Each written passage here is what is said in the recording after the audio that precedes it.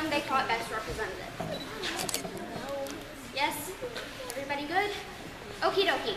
Now please raise your hand if you thought number 1 was the best representation. Okay.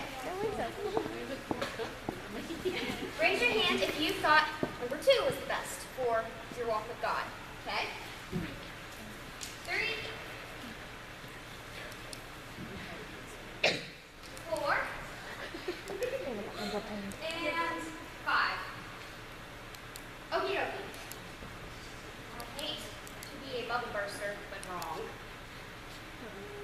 Interesting fact is everyone in the world is presented with something, but they're not always presented with what is actually the truth of Jesus.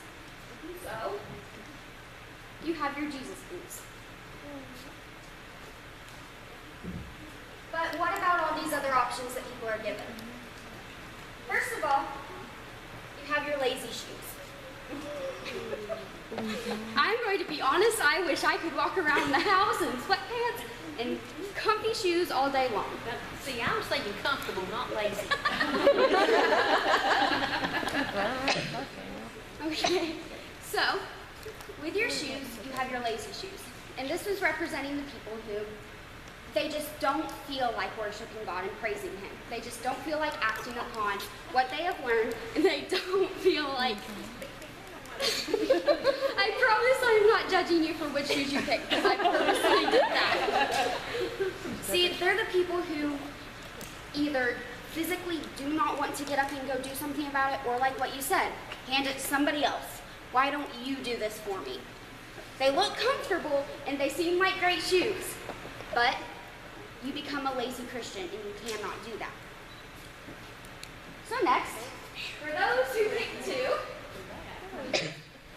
we have the casual relationship with God. And someone would think, well, isn't it a casual relationship?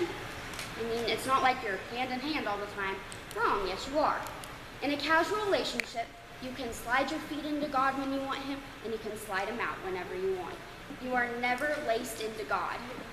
You do not have the foundation to walk and run in His footsteps. Because one day you might say, ooh, I want to wear Jesus today and be the Christian. But the next day, ooh, I want to go have fun with my friends and go have a good time, but not have to deal with the name Christian. So you slip your feet in and out whenever you want to, and have a very casual relationship with God. For number 3, they look literally like gladiator sandals, I think. I mean, come on, they lived back in that time, why wouldn't it be? This is a very exposed relationship with God. And God already knows everything about you. But in the military, because we're in God's army, if you are at the front line and you have a very exposed front line, they will all die. Yes, the front line is supposed to be the ones who go out there and fight for what they believe in and are willing to give up their lives for it. But you don't want to lose everyone, because if I'm coming out here in the front line to the world, you do not want to lose someone to sin, because they live so exposed. Every belief they have is openly minded. Everything they do is open. But you don't want to have an exposed army for God, because easily Satan can come in, grab one person, grab another, until he has his own army, which can eventually become us because we live an exposed life. Now number 4. I mean, they look like nice dress shoes. I mean, they're my mom's dress shoes, so they're nice dress shoes. But it's just a tiny bit. I don't want you to look at the fact that you can slide them in and out, but just this tiny heel. It's not much, but it's just that little bit. That little bit of sin that you can have in your life every day with, oh, it's no worry, it's just a little bit. Interesting story I heard at CYC. Just a little bit of dog poop in the brownies. Doesn't make a difference. So,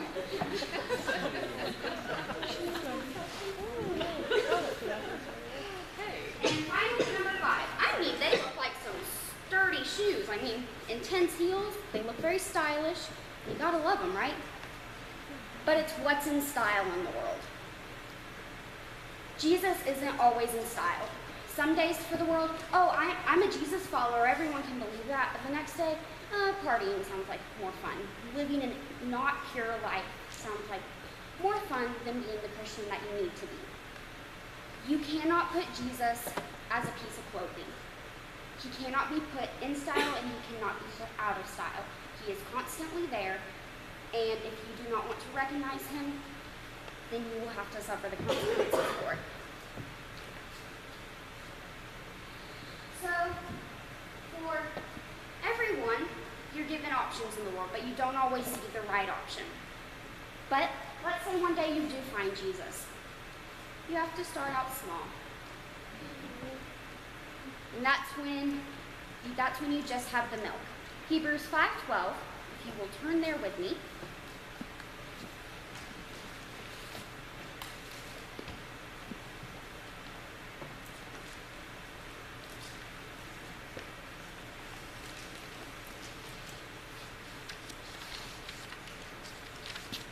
Would someone like to read that for me?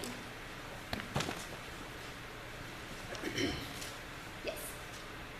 For though you should in fact be teachers by this time, you need someone to teach you the beginning elements of God's utterance. You have gone back to needing milk, not solid food. Like Shannon brought up earlier, you have sweet little babies at church. You see their moms holding their hands and then walking around like little penguins, like, look at me, I'm walking, and they're so proud of themselves. They giggle, they're so happy. But that's exactly how a new Christian is. They're the little babies that need to hold on to the teacher's hands and say, please show me the way that I need to go. So they have their little Jesus boots that they start wearing. But over time, if I tried to put these on right now, I'm sure my foot would get to about right there. It would not work whatsoever. Because over time, you're not a baby anymore. You've learned to walk on your own, and you have to make your own decisions. You have your starting place, which is the right place to start, but you also need to become the military Christian. You have to put on your Jesus boots and say, I'm lacing them up, and I'm not taking him out of my life.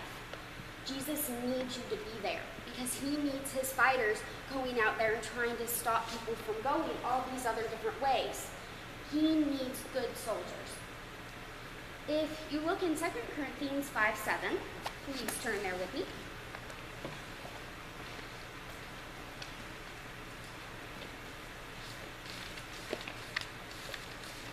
Would someone like to read that for me, please?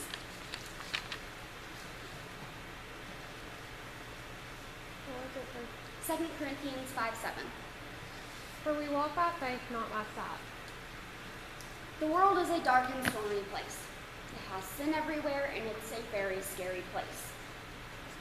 So we can't just walk by what we see. We have to walk by our faith. And so when you can't see anything and you're having to walk the straight path for Jesus, you need sturdy boots, because if you happen to step in a mud hole and your foot gets stuck, you want to still be able to have your shoes on when you keep walking. So you need sturdy boots. And let's say there's rocks. It's going to be painful if you have stinky little sandals on and you're trying to walk through rocks. It's going to be rather painful. So you have the different terrains in life. You're going to have the hard times, you're going to have the pretty easy times, which guess what? Boots are still helpful for, because Jesus wants to be there for your highest moments. So you have to have the boots no matter what type of terrain you go through in life. So if you will, please look at Genesis 1:27.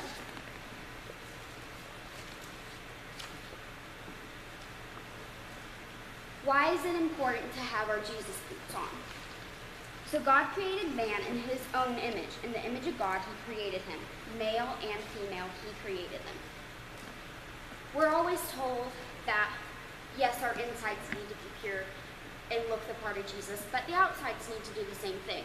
I'm not saying you have to wear these every day, but figuratively, you need to. You need to represent God. He created you, and he needs you to represent him. I keep on saying God needs you. I don't mean it like he has to hold on to your hand. He needs us because because he wants us to come to heaven with him. We have that eternity in front of us, but are we going to accept it? These aren't the most attractive things in the world, are they? They're rather ugly. They probably won't match every single outfit you own. But they won't let you be lazy. You can't casually walk in them. You actually have to be willing to put each foot in the place where you mean it to be. You can't be casual with them, because the second you lace those up, they're not coming off very easily, so you cannot live the casual relationship, so that's why they're good. You also are definitely not having exposed feet. They are covered, and you don't have the chance of things slipping in and easily having sin walk into your life. Next, you don't just have that tiny bit of sin. You have the sturdiness, you have the support, you have God on your side. You do not have that little tiny bit of dog poop in your life. And it's also not what is in style. Jesus won't always be in style for your friends or your family. But you have to be willing to stay out of style to be in style with Jesus. So, let's say you finally decide to put on your Jesus boots. You have to be willing to step out of the baby shoes and actually put these on. But the problem is, how many of you stuff socks or something into the tips of your shoes just in case your shoes don't fit exactly right? Because I know I do that. I don't know how many other people do that. But I have small feet. So if a shoe doesn't fit, I'm stuffing socks in them. But how much do we actually stuff into our shoes?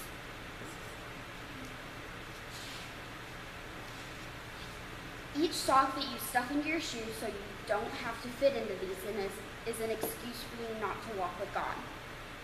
A favorite song of mine is You Raise Me Up. It's emotionally attaching, I guess, but it's a very good song. But the song goes, you raise me up to stand on mountains. Let's say you're afraid of heights. Guess what? You're stuffing another sock in there so your feet won't fit. You are choosing to put things in the place of God just because you're afraid of heights. But Jesus is going to be there. He's going to hold you there. He's not going to let you fall. You raise me up to walk on stormy seas. I brought this up earlier. Jesus walked on stormy seas, and we're supposed to be following in his footsteps. So, are we afraid in stuffing things in these shoes so we will not wear them, have every excuse possible, but are we not coming to the full potential for Christ? All of us have fantastic potential to be able to be the Christian we need to be, but are we putting little things in to make it so we won't be Christ, a good worker? So, how many of you actually like shoes still? I love shoes. There's so many options, and I want all of them. I love shoes. I think they're a great accessory. If every single shoe was the right shoe, we should want all of it because all of it is Jesus. We should always want him. How many of you like to walk? See, walking's good for walking. Run a marathon. So, you're going to have the uncomfortable shoes sometimes, but when you have them on, you're going to be able to walk, you're going to be able to run, you're going to be able to do everything through Christ, who strengthens you to do that. So, I wrote a poem because I like poetry. Poetry means a lot to me. And I want you to listen to it to hear maybe it can mean something to you and maybe it can make a difference in your life. So those pretty heels aren't the best, but if it's for our beauty, we won't detest. Those stylish flats that cause serious pain, but remember that to be beautiful, no pain, no gain. I hate to shatter these modern tales, but these beliefs have put us in a beauty jail. We all dress the same, but it strangely isn't lame. To fit in with all the other girls would be nice. Our friendships wouldn't be based on the roll of a dice. We would be beautiful on the outside according to today's standards. But what would happen when Jesus becomes a bystander? Our souls become dead. That's all that needs to be said. But there is still hope, even though it may not be dope. Please listen to these words now. Hey, I won't even take a bow. This thing called beauty starts on the inside. It doesn't change like the tide. There's only one who can create the beautiful change we need. It's Jesus. But will you let him plant the seed? So girls, put on these boots to tread the eternal seed and say with me, I am beautiful just being me. These boots may be uncomfortable, they may not be in style. But you are beautiful inside and out when you allow yourself to just be you and let Jesus rule your life. Thank you.